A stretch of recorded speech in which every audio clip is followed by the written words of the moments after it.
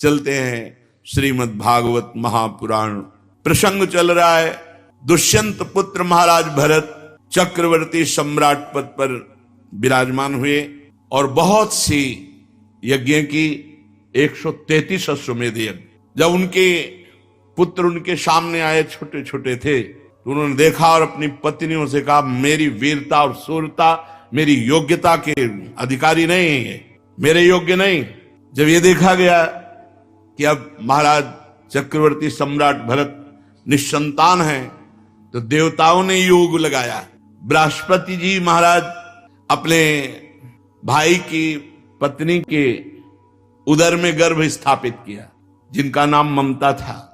अब इतना तेजस्वी पुत्र प्रकट हुआ, बृहस्पति जी कह रहे कि मेरा पुत्र है और उतथ्य जी कह रहे मेरा पुत्र है।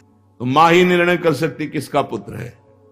तो ममता जी से पूछा गया, संकोच मत करो, बताओ किसका पुत्र है। तो उन्होंने बताया बृहस्पति भगवान का। दोनों छोड़ के चले गए। मरुदगणों ने उनका पोषण किया। उनका नाम हुआ भरद्वाज, महान तपोनिधि, परम पवित्र। भरद्वाज जी के मन्यु और मन्यु के 5 पुत्र हुए, बृहच्छत्र, जय, महावीर, नर और गर्ग। नर का पुत्र संस्कृति, संस्कृति के 2 पुत्र हुए, गुरु और रंतिदेव। परम पवित्र त्रिभुवन को पावन करने की सामर्थ्य रखने वाले महाराज रंतिदेव। रंतिदेव जी निरंतर भगवान में स्थित रहते और कोई भी आ जाए, कुछ भी मांग ले, जो है उनके पास सब कुछ दे देते थे। निरंतर भगवान में भजन, कोई उद्योग ना करना और मांगने वालों को कभी विमुख न जाने देना। धीरे धीरे चक्रवर्ती सम्राट का वैभव क्षीण होता गया। ऐसी स्थिति आ गई कि खाने को नहीं रह गया। उद्योग रहित, निरंतर भजन में स्थित, और जो आ जाए मांगे सो दे दे। महाराज रंतिदेव बहुत बड़े दानियों में सर्वश्रेष्ठ, भगवत भक्तों में महान। यहां तक कि कई कई दिन भोजन मिलना दुश्वार हो गया। चक्रवर्ती सम्राट रंतिदेव जी, पूरा कुटुंब 48 दिन तक बिना भोजन के जीवित रहा। मांगना है नहीं किसी से, क्योंकि स्वयं राजा थे। मांगने वाला है, वापस जाना नहीं। स्थिति आ गई, उद्योग कुछ करना नहीं, निरंतर भजन में डूबना। 48 दिन तक पूरा परिवार, 48 दिन पानी भी नहीं पिया। 49वें दिन प्रातः काल भगवत प्रेरणा से कुछ घी, खीर, हलवा, जल उपस्थित हुआ। 48 दिन के भूखे तो परिवार के लोग देखते ही एकदम, परंतु जो ही वो भोजन का भोग लगा रहे थे कि भगवान अतिथि रूप में आ गए, ब्रह्म ऋषि के रूप में। रंतिदेव ने रोक दिया, परिवार बिल्कुल छूना मत, अतिथि भगवान आए। बैठ करके काफी मात्रा में हलवा और जो जो था सब खा के, जल ठंडा पी के,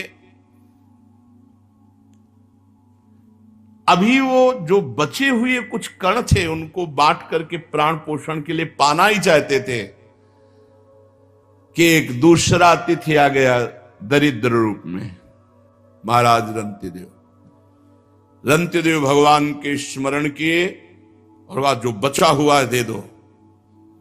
बचे हुए को अन्न में वो जो अतिथि रूप में आए हुए भगवान थे वो पा लिए। सोचा कि जो कण गिरे होंगे उनको जबान में रख देंगे, प्रसाद हो जाएगा तो कुछ तो प्राण का। इतने में कुत्ता आ गया। उसने कहा, महाराज छूना मत, हमको चाट लेने दो, मैं बहुत दिनों का भूखा हूं। रंतिदेव ने वो भी। इसके बाद भगवान का स्मरण किया और जो जल बचा था परिवार को जल दिया पीने को, खुद जल भी नहीं पिया।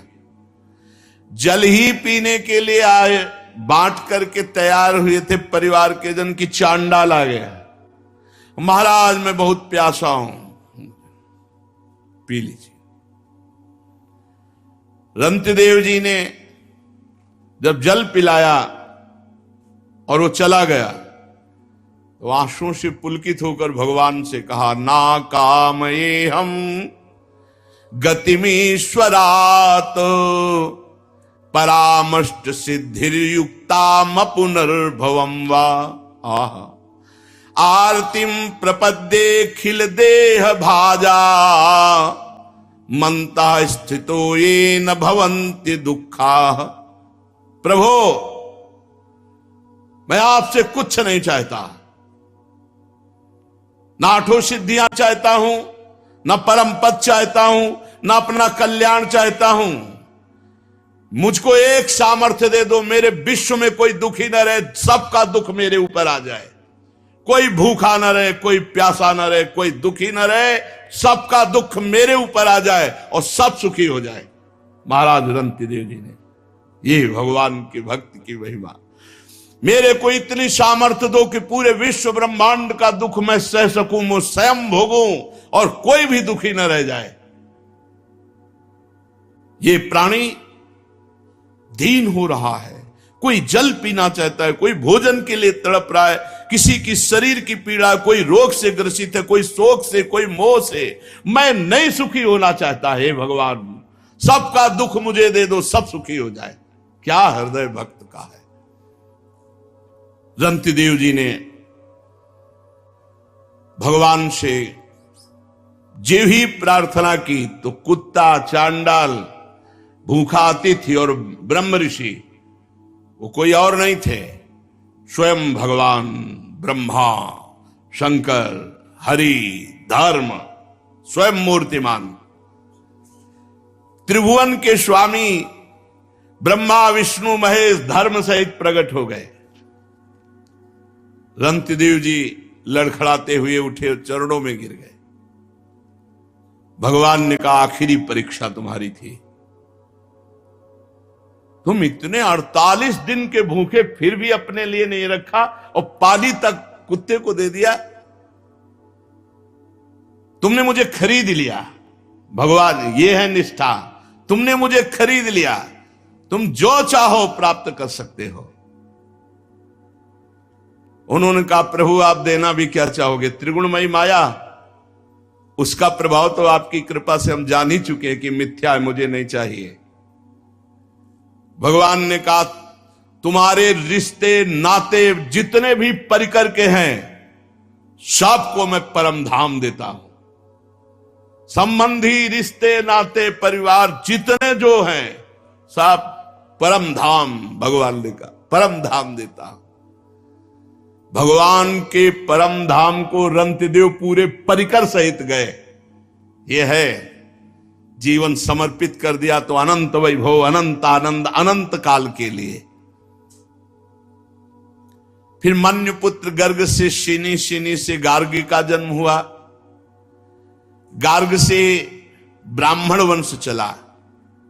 महावीर का पुत्र दुरतिक्षय, दुरतिक्षय का 3 पुत्र त्रयारुणी, कवि, पुष्कारुणी, ये तीनों ब्राह्मण ही रहे। बृहच्छत्र का पुत्र हस्ती हुआ, उसी से हस्तिनापुर बसी। हस्ती के 3 पुत्र अजमीर, दुमीड, पुरमीड। अजमीर के पुत्रों में प्रीमेधा आदि सब ब्रह्म ऋषि हो गए। अजमीर के एक पुत्र का नाम था बृहदिष्य, बृहदिष्य का पुत्र बृहदभानु, बृहदधनु का बृहत्काय, बृहत्काय का जयद्रथ, जयद्रथ का पुत्र हुआ विशद, विशद का सेनजीत। सेनजीत के 4 पुत्र हैं, रुचिराष्ट्र, दृढ़हनु, काश्य और वत्स। रुचिराष्ट्र का पुत्र पार था, पार का प्रथुसेन, प्रथुसेन का नीप और उनके नीप के 100 पुत्र हुए। नीप की पत्नी छाया से शुक की कन्या कृति से विवाह हुआ, उसी से ब्रह्मदत्त नामक पुत्र हुआ। ये ब्रह्मदत्त बड़ा महायोगी था। उसने अपनी पत्नी के गर्भ से विश्वक्सेन नामक पुत्र उत्पन्न किए। विश्वक्सेन ने जैगी शब्द के उपदेश से योग शास्त्र की रचना की। विश्वसेन का पुत्र उदक्षवान, उदक्षवान का भल्लाद, और ये सब बृहदिष के वंशज हुए। द्रुमीड का पुत्र यवीनर, यवीनर का कृतिमान, कृतिमान का सत्यधृत, सत्यधृत का दृढ़नेम, दृढ़नेम का पुत्र सुपार्श। ये सब भगवद वंश के हैं। सुपार्श सुमति, सुमति से सन्निवान, इन्हीं से 6 ऋचाएं संहिताएं प्रकट की हिरण्यनाभ योग विद्या के द्वारा। धर्म्यासु के पुत्र मुदगल से यमज संतान हुई, जिनका नाम दिवोदास और कन्या का नाम अहिल्या। अहिल्या का विवाह महर्षि गौतम ऋषि से हुआ। बहुत ही सुंदर त्रिभुवन सुंदरी अहिल्या जी थी, इसीलिए देवराज इंद्र आकर्षित हो गया था और वो गौतम ऋषि की पत्नी अहिल्या पर गंदी दृष्टि रखता। देवराज इंद्र होकर, बोलो त्रिभुवन पति होकर, एक महात्मा की पत्नी अवसर ढूंढता रहा। तो प्रातःकालीन ब्रह्म मुहूर्त में गौतम ऋषि स्नान करने जाते थे, इसको यही अवसर मिला। तो ब्रह्म मुहूर्त नहीं था, उसने अपनी माया से, उस समय मुर्गा बोलते वही प्रातःकालीन माना जाता था, घड़ी आदि तो थी नहीं। तो 2 बजे के पहले ही आवाज हुई। गौतम ऋषि को लगा तो कि आज बहुत जल्दी, पर उनको लगा कि शायद ध्यान में कमंडल उठाया, स्नान के ले गए। इतने में गौतम ऋषि का रूप धारण करके अहिल्या के पास गया। अहिल्या जी जब तक समझती तब तक गौतम ऋषि जब वहां नदी के किनारे गए तो धाराजू ने आज्ञा करी कि ये ब्रह्म मुहूर्त नहीं, मुझे मत स्पर्श करना, नहीं आपको दोष लगेगा। 4 बजे ही धाराजी में स्नान करना चाहिए। रात्रि में जैसे 2 बजे है, 1 बजे, ये स्नान धाराजी में नहीं करना चाहिए, मर्यादा है। देखो ना, नंद बाबा गए थे तो वरुण के पार्षद ले गए थे। अब जब गौतम ऋषि वापस लौटे, उनको कुछ गड़बड़ लगा कि मेरे साथ माया के द्वारा कोई छल हुआ। इतना कौन सामर्थ्यशाली है कि मेरे को माया से वशीभूत कर ले। तो गए तो देवराज इंद्र गौतम ऋषि के रूप में अहिल्या के साथ। तो उनका कौन है तू धूर्त, जो मेरा रूप धारण किए, अब भयभीत होकर इसे अपने असली रूप में आना पड़ा, देवराज इंद्र के रूप में। कहा अच्छा, त्रिभुवन पति होकर, सर्व पूज्य होकर तू इतना निंदनीय कार्य करेगा? भग बहुत प्रिय है ना तुझे, जा 1000 भग का श्राप देता हूं, पूरे शरीर में तेरे भग हो जाए। मूत्र द्वार को भग कहते हैं। जा पूरे शरीर में 1000 भग हो जाए। अब 1000 भग हो जाए जिसके शरीर में, अब उसकी क्या दशा होगी? देवराज इंद्र है, घृणित कार्य का ऐसा दंड, चरणों में गिर पर रोने लगा। महात्मा गौतम जी के चरणों में गिर गया, रोने लगा, महाराज क्षमा करो और उद्धार करो मेरा, मैं कैसे सिंहासन पर बैठूंगा? तो बोले तब तक भोगना पड़ेगा जब तक रघुवंश में रामचंद्र जी का प्रादुर्भाव नहीं होता, तब तक भोग। और जब राम जी प्रकट होंगे, उनके दर्शन करने के लिए जाएगा, तो यही भग 1000 नेत्रों में परिणित हो जाएंगे। शास्त्र नेत्रधारी भगवान इंद्र कहे गए। अहिल्या जी से कहा तुझे इतना ज्ञान नहीं कि तेरा पति का स्पर्श और अन्य का स्पर्श का कोई भेद नहीं? वो पति का रूप तो धारण कर सकता, लेकिन स्पर्श पत्थर की तरह पड़ी रही, तुझे ज्ञान नहीं रहा। जा, मैं तुझे शाप देता हूं कि तू पाषाण बन जा। तो उनका महाराज माना मेरी गलती, लेकिन आपका रूप था, बहुत विनय की। तो उनका जब भगवान श्री राम वनवास में आएंगे और तुम्हारा स्पर्श चरणों से करेंगे, तब तुम अपने स्वरूप को प्राप्त हो जाओगी। तो गौतम ऋषि के पुत्र हुए शतानंद जी, जो जनक जी के कुल गुरु पद पर विराजमान।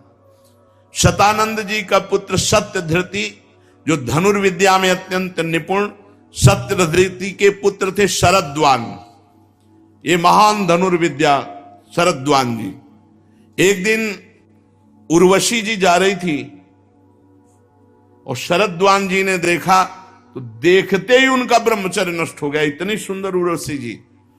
अब वो ब्रह्मचर्य मूंज में गिरा। मूंज एक लता होती, झाड़। तो उस वीर के 2 भाग हो गए, उसमें पुत्र और पुत्री का जन्म हुआ। इतना तेजस्वी महापुरुषों का होता था। मूंज से पुत्र हो गया।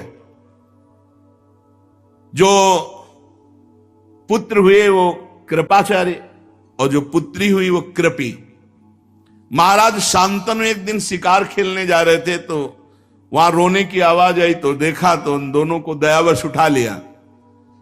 जो कृपाचार्य थे वो सदैव आचार्य पद पर विराजमान रहे, और जो कन्या थी वो द्रोणाचार्य जी की पत्नी बनी। दिव्यदास का पुत्र था मित्रेय, मृत्युव के 4 पुत्र हुए, च्यवन, सुदास, सहदेव, सोमक।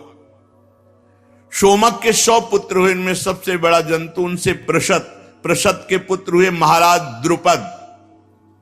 ये पांचाल नरेश महाराज द्रुपद, इन्होंने ही यज्ञ के द्वारा द्रौपदी और धृष्टद्युम्न को पुत्र रूप में प्राप्त किया। महाराज द्रुपद और द्रोणाचार्य जी एक साथ गुरुकुल में पढ़ते थे, तो द्रुपद और द्रोणाचार्य जी की मित्रता हो गई, खेल खेल में बहुत प्रियता हो गई गुरुकुल में।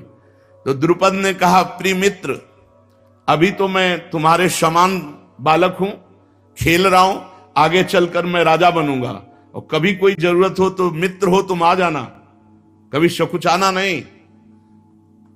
गुरुकुल के बाद महाराज पांचाल नरेश द्रुपद हुए, और कृपी के साथ ब्याह हुआ द्रोणाचार्य का, तो अस्वस्थामा प्रकट हुए। द्रोणाचार्य जी को अब आवश्यकता हुई कि एक गाय हो जाए, थोड़ा खान पान की सामग्री हो जाए। बड़े तपस्वी ब्रह्म ऋषि, धनुर्विद्या के पारंगत विद्वान, याद आया द्रोणाचार्य जी को द्रुपद की बात की, वो मेरा मित्र है। जाके दरबार में कहा, महाराज द्रुपद से कह दो तुम्हारे मित्र गुरुकुल के द्रोणाचार्य पधारे हुए हैं। द्रुपद ने कहा, भेजो सामने। तो ब्राह्मण ब्रह्म ऋषि का वेश, तेरी और मेरी मित्रता होगी। द्रोणाचार्य जी ने कहा, द्रुपद सावधान, मैं कोई ऐसा वैसा ब्राह्मण नहीं हूं, धनुर्विद्या का प्रकांड विद्वान हूं।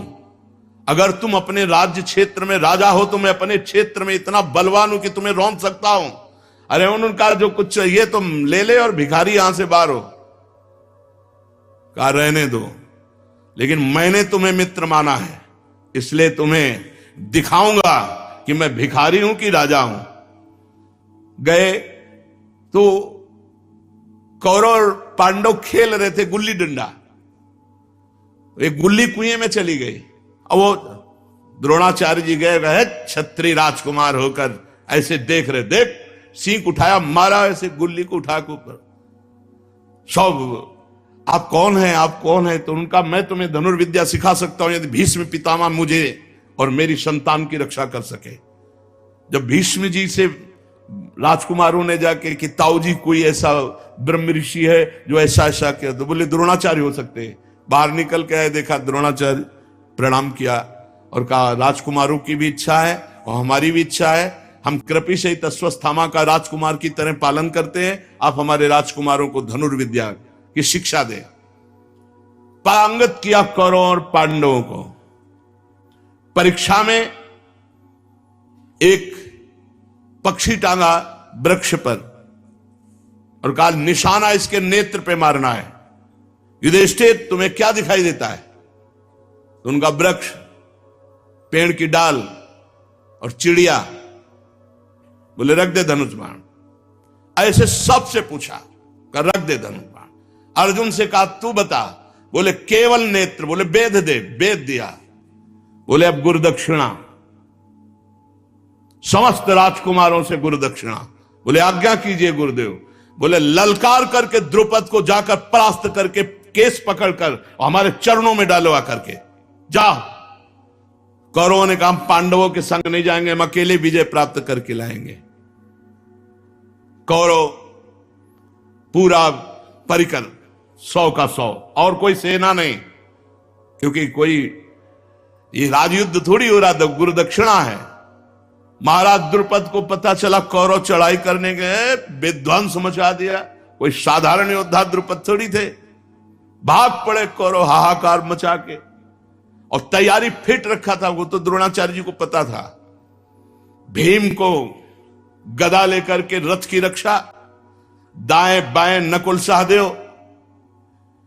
सारथी से कहा अर्जुन ने कि जब तक हम न कहें कभी किसी भी तरह घोड़ा पीछे नहीं हटना चाहिए।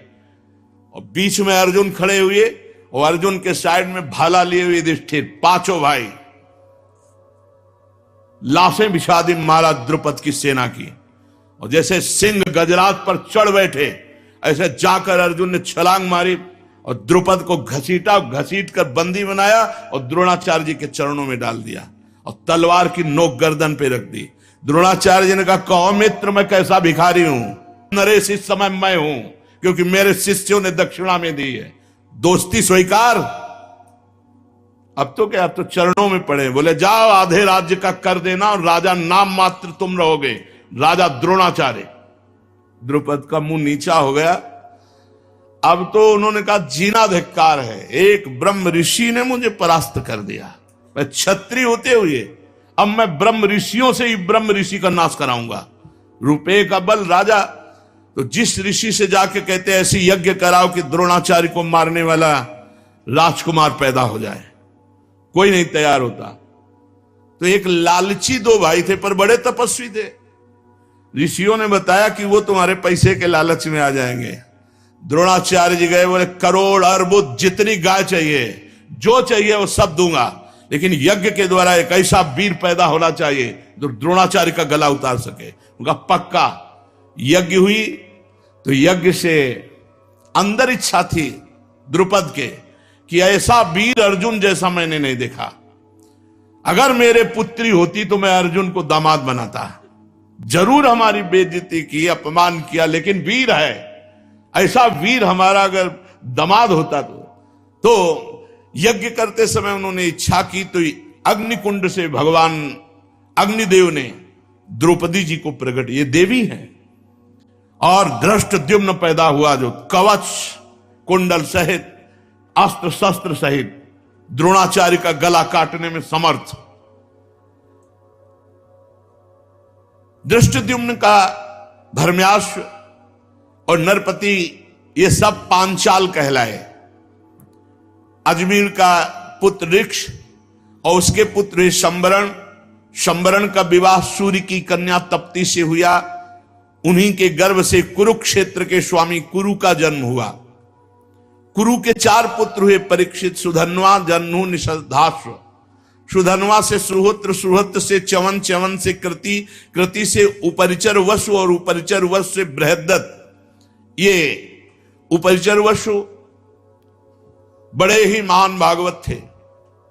ये अपने तपोबल से ब्रह्मलोक प्राप्त किया और ब्रह्मलोक में बैठे हुए थे। वहां देवी गंगा पधारी। उपरिचर वसु की एकदम दृष्टि गई, सब सर झुकाकर खड़े हो गए, लेकिन ये गंगा जी की तरफ देखते रहे और गंगा जी भी उपरिचर वसु की तरफ देखती रही। ब्रह्मा जी ने कहा, ब्रह्मलोक की मर्यादा के विरुद्ध तुमने दृष्टि डाली, इसलिए तुम दोनों मृत्यु लोक को प्राप्त हो, और तुम्हारी परस्पर आसक्ति देखी गई, इसलिए तुम पति पत्नी के रूप में प्राप्त हो। उपरिचर वसु हुई, महाराज शांतनु के रूप में प्रकट हुए और गंगा जी ने उनको पति रूप में प्राप्त किया।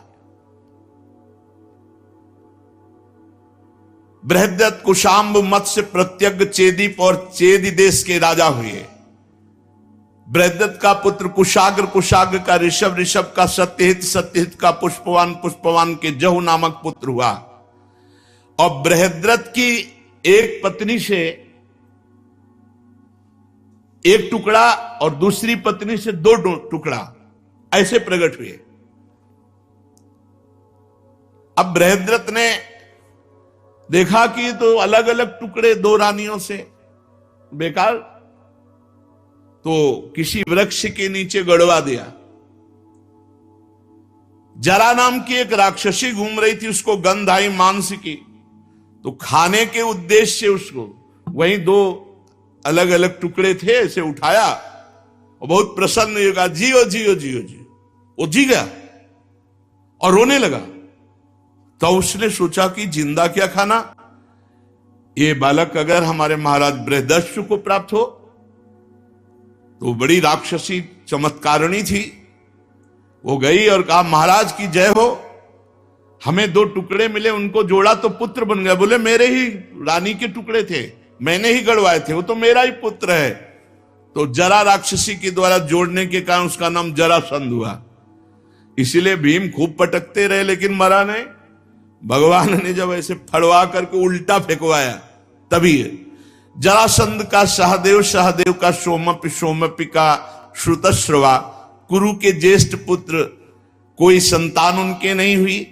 जन्नू का पुत्र सुरत, सुरत का विदुरत, विदुरत का सार्वभौम, सार्वभौम का जयसेन, जयसेन का राधिका, राधिका का पुत्र अयुत, अयुत का क्रोधन, क्रोधन का देवातिथि, देवातिथि का ऋष्य, और ऋष्य का दिलीप, और दिलीप के महाराज प्रतीप, और प्रतीप के 3 पुत्र हुए, देवापि, शांतनु, बाल्मीक। देवापि तो अवधूत महापुरुष थे। जेवी राजपाट का वैभव देखा, उनका ऐसा मायाकृत है, और एकांतवास करते हुए निरंतर भगवान का स्मरण करके परम पद को प्राप्त हुए। राज्य पद पर महाराज शांतनु विराजमान हुए। ये महा पराक्रमी, महान तेजस्वी, छू ले तो बूढ़े से जवान हो जाए, छू दे तो बूढ़ा जवान हो जाए।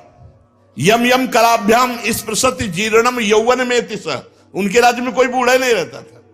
बूढ़ा जा रहा, छू दिया, जवान हो गया। महाराज शांत, अरे गंगा जी के पति बने कोई ऐसे खिलवाड़, ऐसे वैसे महापुरुष तो कोई कितना भी अशांत हो, छू ले तो शांति, इसीलिए उनका नाम शांतन। दवा की जरूरत ही नहीं है। करामात का चमत्कार रूप शांतनु महाराज। एक बार शांतनु जी के राज्य में 12 वर्ष तक इंद्र ने वर्षा नहीं की, तो ब्राह्मणों ने शांतनु से कहा कि तुमने एक क्रम तोड़ा है, तुम्हारे बड़े भाई देवापि हैं और उनका विवाह नहीं हुआ, उन्होंने राजपद स्वीकार नहीं किया, और तुमने विवाह कर लिया और राजपद स्वीकार किया, उनकी आज्ञा तो हुई नहीं। अब उनकी आज्ञा क्या, वो तो विरक्त महापुरुष। तो कहा तुम परिवेत्ता हो, इसलिए तुम्हारे राज्य में वर्षा नहीं होगी, 12 वर्ष तक वर्षा नहीं होगी। महाराज शांतनु वन में खोज की, और देवापि जब मिले तो उनसे अनुरोध किया। शांतनु के मंत्री अस्मरात ने पहले उन ब्राह्मणों को भेज दिया था सूचना देके कि शांतनु आ रहे हैं, प्रार्थना करेंगे राज्य के लिए, आपका क्या विचार है। उनका कदाप स्वीकार नहीं करें, बोले आप अपने में रहना।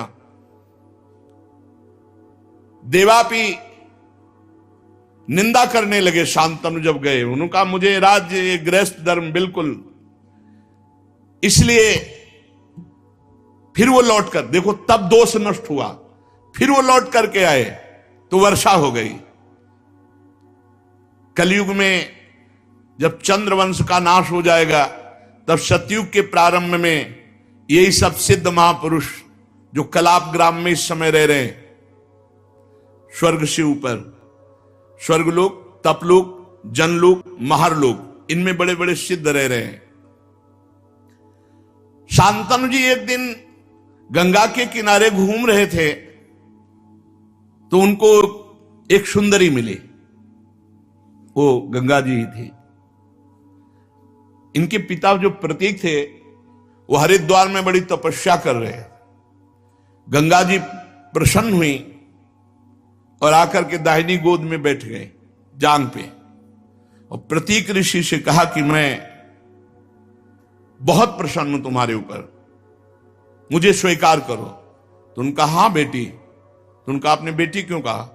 बोले दाहिनी जंघा पुत्री का अधिकार। तो उनका मैं तो आसक्त चित्त होके आई थी।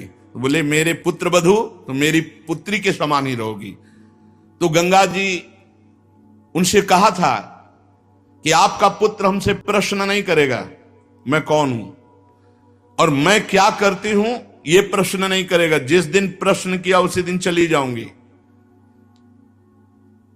शांतनु जी ने देखा ही केवल गंगा जी को, इतना सुंदर गंगा जी। नजदीक गए और कहा चक्रवर्ती सम्राट महाराज शांतनु आपकी दास्ता स्वीकार करता है।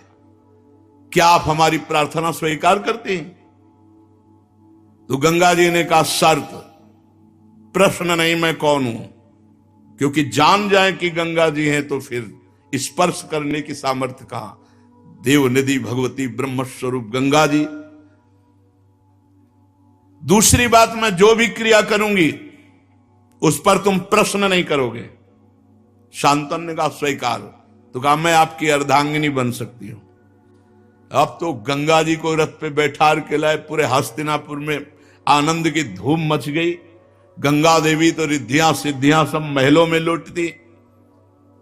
पहला पुत्र हुआ, सीधे उठाया और गंगा जी की धारा में जाके फेंक दिया।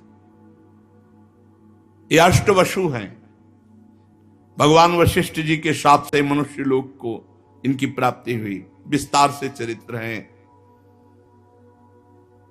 2, 3, 4, 5, 6, 7, 8वें को जो उठा, कौन है तू? भीष्म जी 8वें, वही कौन है तू? अष्टवसुओं में वही। ऐसी मां तो मैंने कहीं नहीं देखा कि पैदा होते ही अपने पुत्र का वध कर दे, गंगा की धारा में फेंक दे। तू कौन है? ऐसी कैसी मां है तू? विकल हो गए महाराज शांतनु। गंगा जी ने कहा, बस बस सावधान, तुम अब परिचय जानो, मैं ब्रह्मपुत्री गंगा हूं। हाथे जुड़ गए महाराज शांतनु के। और मैं केवल साप के वशीभूत होकर आई थी, अब जा रही हूं। और ये पुत्र तुम्हें पूर्ण ज्ञानी महात्मा बना कर दूंगी। वो गंगा जी अंतर ध्यान हो।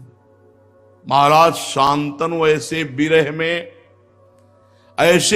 कि लग रहा था प्राण निकल जाएंगे। बस गंगा की धारा को देखना, गंगा जी की तरफ, गंगा जी की वही याद कि मैं जान नहीं पाया देवी गंगा हमारे पास इतने वर्षों तक रही। एक दिन वो धारा में देख रहे थे तो गंगा की धारा रुक गई। तो और प्राण की जो जिस धारा के सहारे था वो धारा भी गई। तो लगा रोक कौन सकता है? तो आगे देखा तो 9 किशोर बालक बाणों की बौछार से गंगा की धारा को रोक रहा।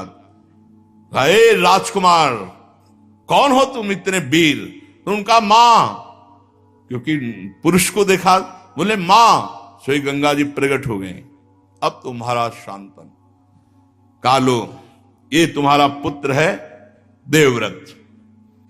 ये विश्व के समस्त धनुर्धरों से, जैसे भगवान परशुराम जी समस्त विद्याओं में, समस्त कलाओं में, समस्त अस्त्र शस्त्र आदि में परम प्रवीण और सत्य प्रतिज्ञ महात्मा देवव्रत, ये तुम्हारा पुत्र है। ले जाओ, तुम्हारे यश का विस्तार करेगा। तो उनका, देवी आपका सानिध्य। गंगा जी अंतर ध्यान।